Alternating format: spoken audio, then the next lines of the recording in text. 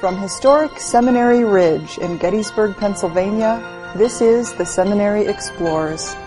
Conversations about people, politics, theology, and life with your host, Dr. Kristen Johnston-Largent. Hi, this is Kristen Largent with Seminary Explorers, and I have with me as our guest today my good friend and colleague Whitney Bauman, a professor of religion and ecology. He teaches at Florida International University, and right now he is on a Fulbright on sabbatical in Indonesia. Hi, Whitney. Hi, good to be here. Good to have you here.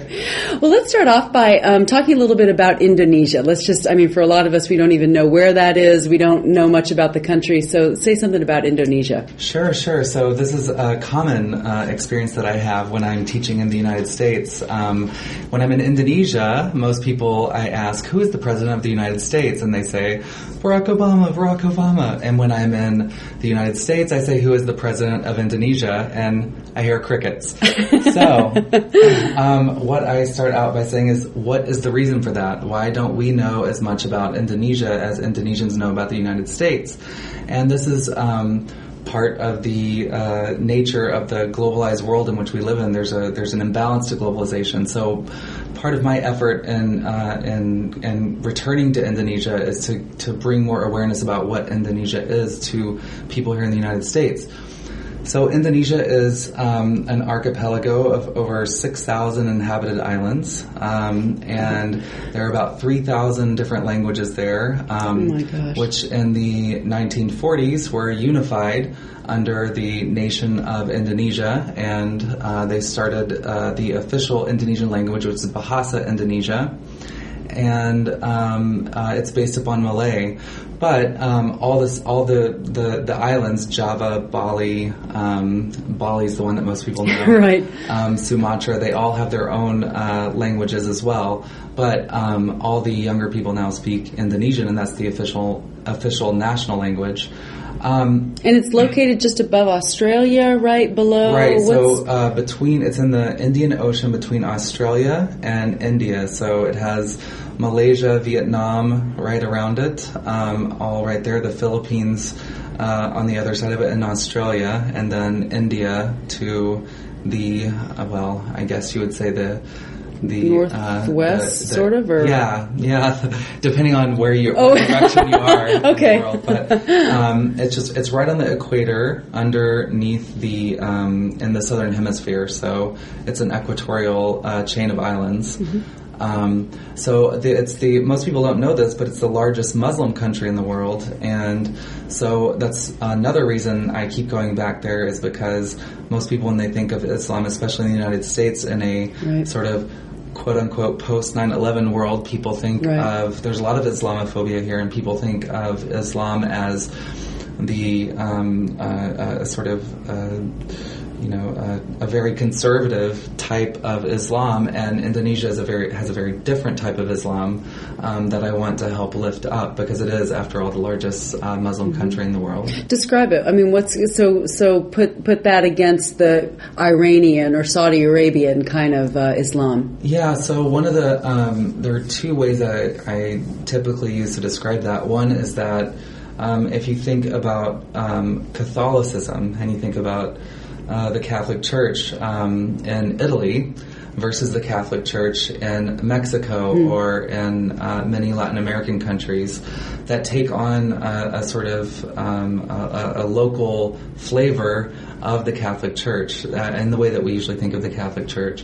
So it's the same thing with Islam in Indonesia. It adopted a lot of the local practices of the Javanese, of the Sumatrans, and this sort of thing. So it's a very, what I would say, not syncretic, because that's a bad word. Yeah, right. But it's a hybrid version of Islam, and I think that actually, eventually, once you start studying Islam from this way, or Catholicism from the context of Mexico, you realize that all religions adapt to their local context, but we just have this idea of a European or a Middle Eastern understanding of these religions that then we impose everywhere, and we think of these as the archetypal ones, when actually they're all hybrid depending on the context. Well, we've talked about that before, this concept of purity versus hybridity, and I think all religions have a you might say, a mythic concept, right, of what constitutes the pure religion. And we see this, of course, in Christianity, even in the denominations, where there's been splits to kind of, we're the pure ones, we're the orthodox ones, and everyone else is somehow less than. But I think in the work that you're doing, I mean, you're trying to challenge those concepts and recognizing, like you were saying, that we're all influenced by the local character, and you've talked about the way in Islam this is particularly interesting because of the different way hybridity is lived out there. Right. So if you think about religions, I mean, even in their origins, it's really hard, I think, to look at Christianity, Judaism, and Islam without looking at all three of those together from where we are right now. Mm-hmm. In the same way that it's hard to look at Buddhism, Hinduism, and Jainism without looking how all three of those grew up together and distinguished each other in relationship to one another.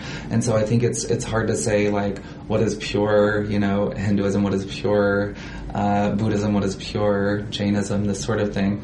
The same thing goes for Islam. And I mean, another striking metaphor that I have for this is when I was in Indonesia for the first time, there was a huge anti-pornography law that was coming up.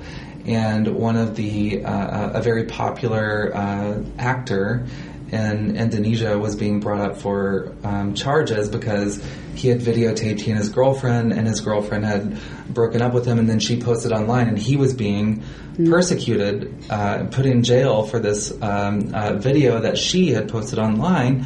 And there was actually a huge debate about it, and the bumper sticker that arose out of this in Indonesia was, of course, in Bahasa Indonesia, but in translation here was, Indonesia, we're not America, but we're not Saudi Arabia. And so they're trying to navigate between these two very different identities of what they would consider to be sort of the liberal, consumeristic West and the conservative, traditional Saudi Arabia, Middle East, this sort of thing. So yeah.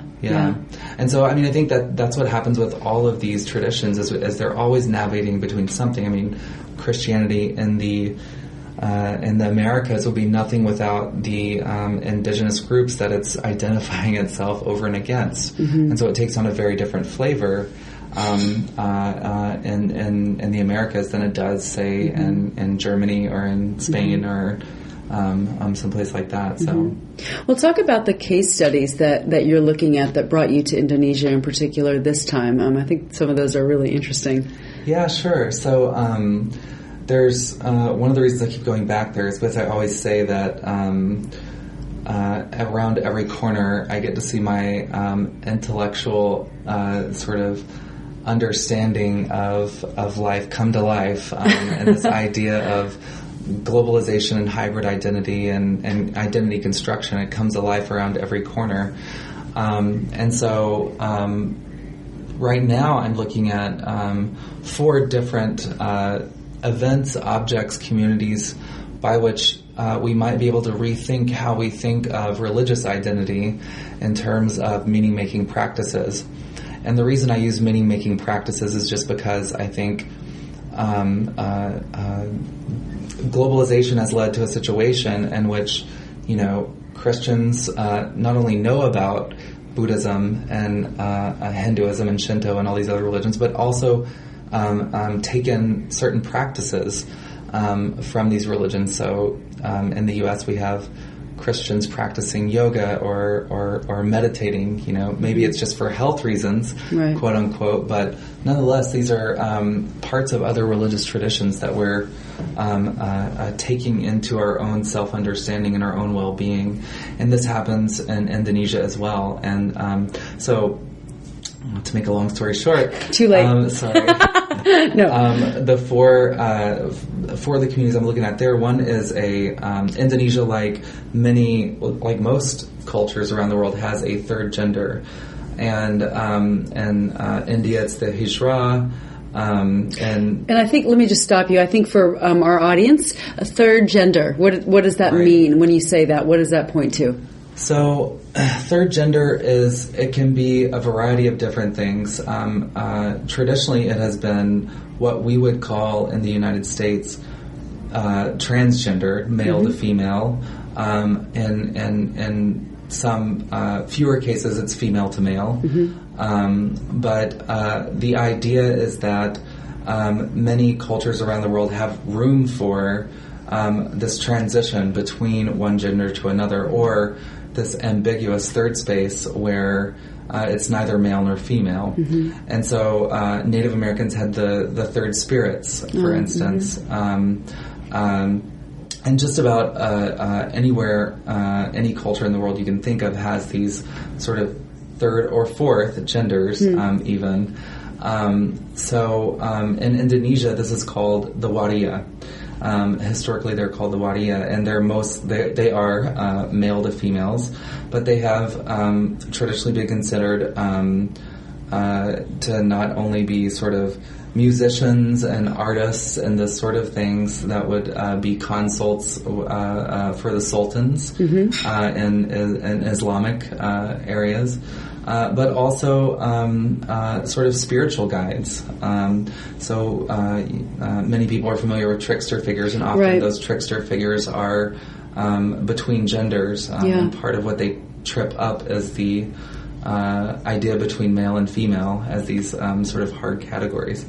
So in Indonesia, actually, there are many of these wariyas are Muslim, and they consider themselves Muslim, and they practice Islam. And so the way in which people practice Islam there, kind of like we have Sunday schools here, but a little bit more like Jewish day schools. They have pesantrens, which are schools based upon Islam and reading the Quran for different communities. And so if you wanted to send your child to a school to learn about your religion, you would send them to a pesantren. But adults also form these groups to sort of read scripture together. And there's one community outside in Yogyakarta that is specifically for Waria Muslims. So these are what we would consider to be transgender Muslims that are trying to read the Quran and be faithful Muslims. And they are an official pesantren, which means they have been sanctioned by an imam to be an actual pesantren. And so that's one of the communities I'm looking at. How do you deal with this sort of local historical third gender that has now found itself in a Islamic culture, right? That is basically gender dimorphic. That is that people are male and female, now trying to assert themselves within a Muslim framework. So that's one of the communities I'm looking at.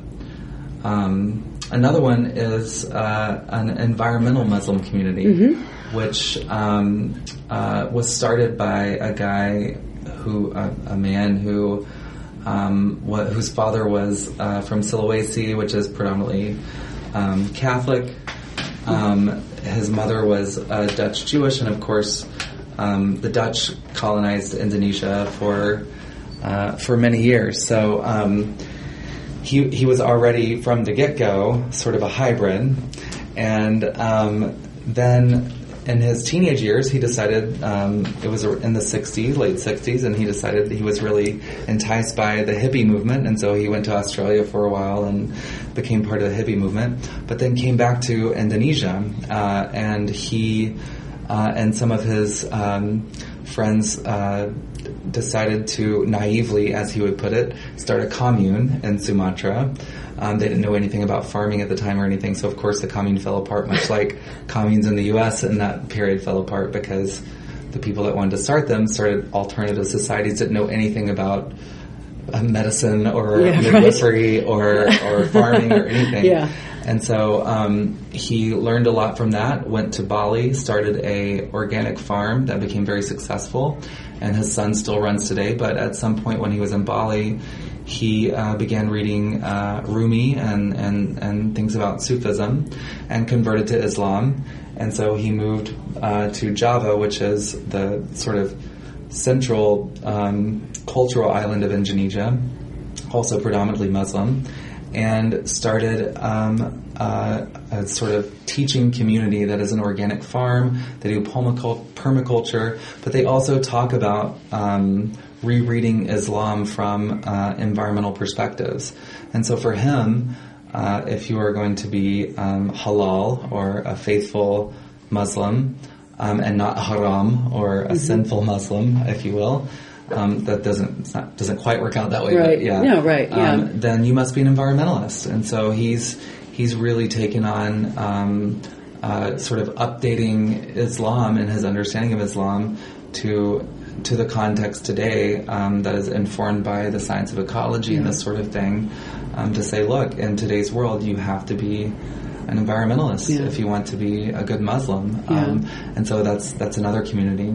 Well, and I think one of the things that's so interesting to me about your work is the way in which you're studying these communities and these individuals who are working within a tradition, but trying to express it in a faithful way in this kind of new reality. Because, of course, you're talking about things that are very different from what we do here at the seminary community, but in some ways the questions are still the same, right? I mean, there are questions around identity, who we are as Christians, as faithful people, trying to live our lives in this world that the Bible did not know, that our confessional documents don't know, and trying to think about, well, how do we bring our faith to these situations and try to respond in a way that's authentic. And then also I think it can be a positive challenge to the tradition as a whole, which is kind of exciting. It can be really destabilizing and make, kind of the tradition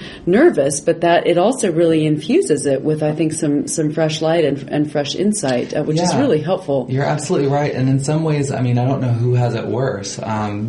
In the U.S. we have this great secular divide between what is religious and what is public. Right. And Indonesia, they don't have that. Yeah. And so the way in which politics present themselves in the United States is that, well, you have your religion over here and it's private and you sort of work that out.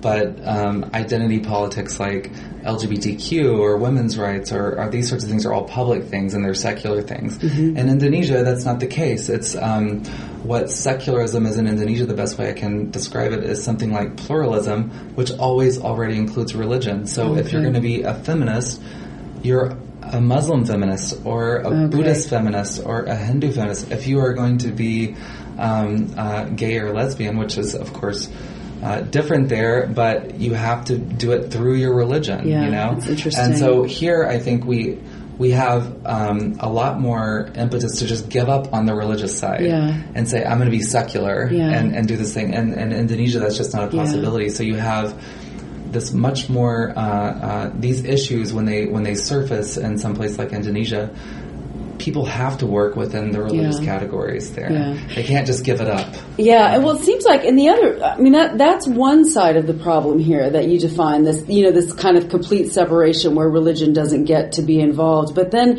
you also have the people who really want religion to be the dominant. And, traditionally, like mainline Christians have been wary of those people because it's a sense where it's not inviting a conversation of working through, but rather imposing kind of a religious ideology over everything. And that, we also have that problem here. And so I think you're right. People who are trying to navigate the space in which to bring a religious voice into the conversation in a way that dialogues and is open, it's hard to navigate that because it's either like, well, my gosh, either you're beating me over the head with the Bible or you've just tucked it away and not saying anything about it. So it's interesting to think about Indonesia as a place where this kind of fertile conversation is actually happening. Definitely. And in some place like Java, there's just there is a real live and let live attitude to a large extent.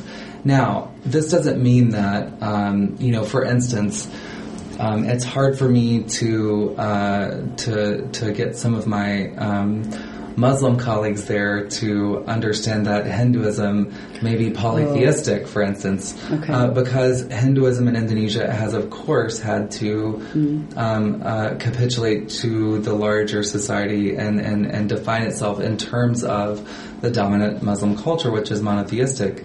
And in fact, in the sort of formation of nationalism in Indonesia, there is the doctrine of Pancasila, and one of the first tenet of that is God is one. And so this goes for Buddhists, for Hindus, for God is one. Right? And so, you will get people trying to say, okay, well, my religion fits into this way, but that's again another contextual thing. Right. Now, of course, here in the United States, we do that differently. Yeah. We say, look, these are my religious beliefs, these are my political beliefs, and we try to we distort our religious ideas here to make room for the secular space that's supposed to, where our religions aren't supposed to go. Yeah. So we've already do a different sort of distortion. So I think anywhere you go, there's going to be some sort of distortion based upon what is the dominant mode of power, what's the majority understanding of the way politics, economics, these things should work. Yeah.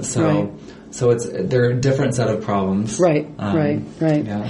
Well, as we come to the end here, we could talk for so much longer. I find your work so rich and interesting. But I think one of the things that I take from it is how important it is to go different places, right? And what we can learn studying and being with and engaging with people in different places. Because, like you said, I mean, they're working out similar questions in different ways, and there's a lot to be learned. I mean, we get a fresh perspective on our own context too, in ways that are really helpful. So right. No, I think, I mean, as you know, like studying in India and Japan and the places that you've been and doing comparative theology.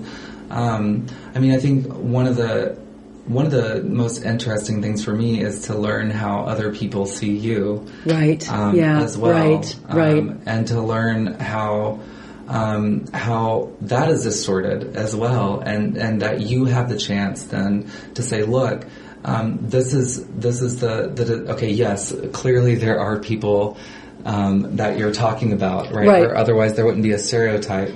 But there's also me who is not Islamophobic, who does not think that America and politics should dominate the whole globe, right? Yeah, who does not think my way is the right way.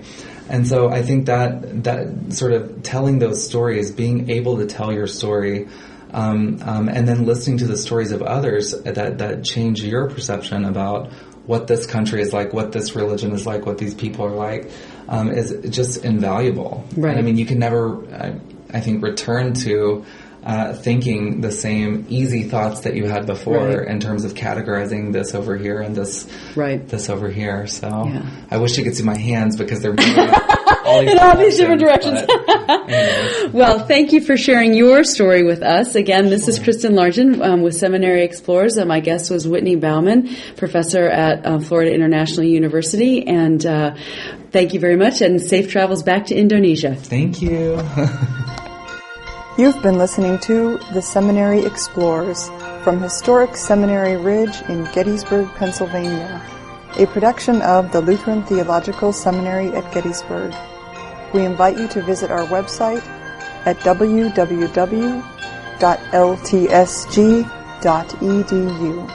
All opinions expressed on this program are those of the individual speakers and are not necessarily those of Gettysburg Seminary or the Evangelical Lutheran Church in America.